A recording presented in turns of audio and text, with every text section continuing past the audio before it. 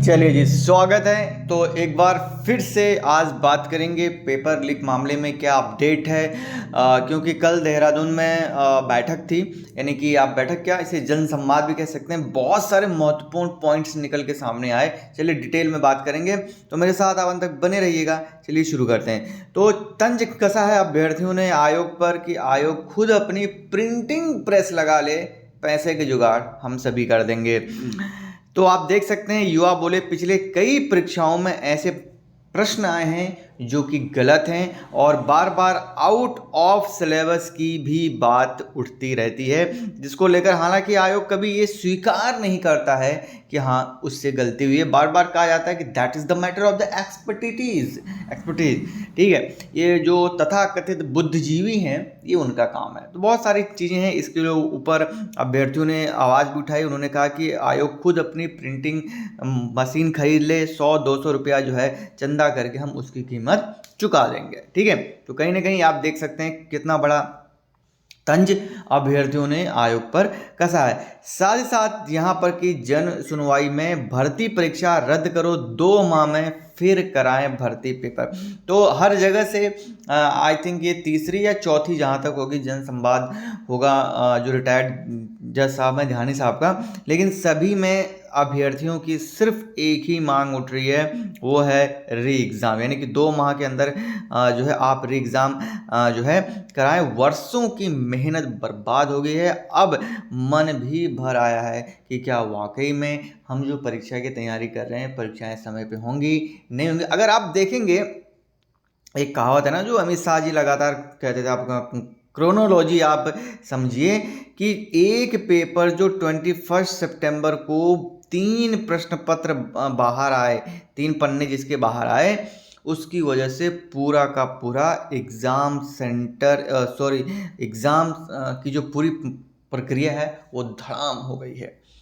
अक्टूबर में 3 बड़े एग्ज़ाम थे, तीनों रद्द कर दिए हैं बैक टू बैक। आयोग ने रद्द क्या कर दिए, 5 वाला तो रद्द कर दिया, 12 वाला भी रद्द हो ही गया क्योंकि अभी तक तो एडमिट कार्ड आया नहीं है। अब देखिए कितनी बेशर्मी है, आप समझ सकते हैं आयोग की कि 12 अक्टूबर को, आज जब मैं रिकॉर्ड कर रहा हूँ 9 अक्टूबर है, 12 अक्टूबर को आपका एग्ज़ाम है, लेकिन अभी तक आयोग की ओर से ऐसा कोई भी नोटिफिकेशन नहीं आया है कि भाई साहब पोस्टपोन हो गया एग्ज़ाम। सोचिए कितनी बेशर्मी है आयोग की। यार दे दो, क्या जिस दिन 12 तारीख को एग्ज़ाम होगा उस दिन कहोगे क्या? तुम तो इतने बेशरम हो कि अब क्या कहें। 5 अक्टूबर को एग्ज़ाम होता है, आप 2 दिन पहले बोलते हो कि एडमिट कार्ड आएगा सुबह, और दोपहर होते होते आप बोल देते हो एडमिट कार्ड आएगा ही नहीं। एडमिट कार्ड आ गया है, गलती होगी भाई साहब माफ़ करें, और जो है हम एग्ज़ाम पोस्टपोन करते हैं। ऐसा आयोग है यार, क्या ही आप इस पे कहेंगे। आप सवाल तो बड़े हैं, कहने का बहुत मन है, लेकिन कुछ कहूँगा तो फिर विवाद हो जाएगा यहाँ पे। चलो आगे बढ़ते हैं। तो परीक्षा सेंटर पे आप लेकिन ज़रूर अपनी बात रखिएगा, कमेंट सेक्शन आपका भर दो, बस वायरल कर दो वीडियो। परीक्षा सेंटर में धांधली की 10 से ज़्यादा गंभीर शिकायतें आई हैं, जांच आयोग की ईमेल से मिली है। जल्द पुलिस जानकारी करेगी साझा। अब कब जानकारी साझा करेगी तो भगवान जाने। परीक्षा शुचिता बरकरार रखने में आयोग रहा है नाकाम। अब आप देखिए यहाँ पर देखिए, खुद ये चीज़ें बार बार निकल के आती हैं। अब अगर आई थिंक 2 या 3 दिन पहले का आयोग का आप लंबा चौड़ा लेटर देखेंगे, 8 पॉइंट में आयोग ने खुद को ही जो है बिल्कुल पाक साफ घोषित कर दिया। भाई साहब हमारे कोई गलती नहीं है, देखो हम जो है सही है, बाकी भाड़ में जाए। जब कुछ एग्जाम सेंटर में जैमर लगाओ नहीं लगाओ, 4G लगाओ 5G लगाओ, हमसे कोई मतलब नहीं। देखो हमने पेपर सही तरह 2-3 तालों में बंद कर दिया है, लेकिन पेपर के 3 ही पन्ने गुरु बाहर आए हैं, पूरा पेपर नहीं आया है। देखो ठीक है, तो देखिए आप खुद यहाँ पर अभ्यर्थी अलग अलग चीज़ें साझा कर रहे हैं, और साथ साथ ईमेल के माध्यम से भी बहुत सारी चीज़ें आयोग के पास पहुँच रही हैं। तो आप देख सकते हैं यहाँ पर कि किस तरह से अभ्यर्थी अपने अपने जो है दर्द बाहर निकाल रहे हैं। हर अभ्यर्थी की यहाँ पर जो है अपनी अपनी कहानी है, लेकिन आयोग जो है सुनने का नाम नहीं ले रहा है, ट्रस्ट से मस नहीं हो रहा है। तो परीक्षा दोबारा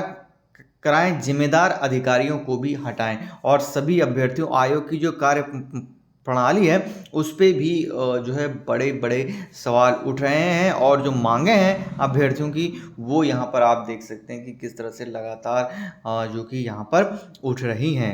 और कहीं जैमर फेल तो कहीं ओमार पर गोले ही नहीं थे। और आप देख सकते हैं कितनी बड़ी विडंबना है। आप देख सकते हैं यार, एक छोटा सा राज्य है और उसके ऊपर भी इतने बड़े क्वेश्चन, मतलब सिस्टम का क्या बुरा हाल कर दिया है इन लोगों ने।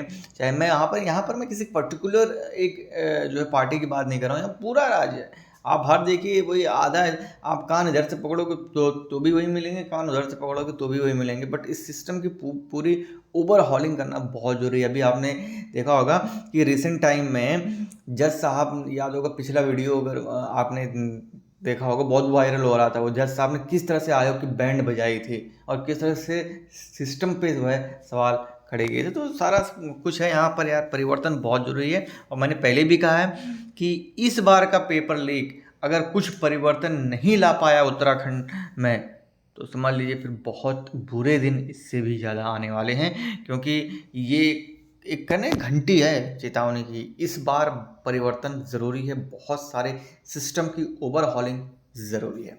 बाकी इन पर अपनी राय कमेंट सेक्शन में दीजिएगा ज़रूर। मिलते हैं नेक्स्ट वीडियो में। टिल देन, जय हिंद, जय भारत, जय उत्तराखंड।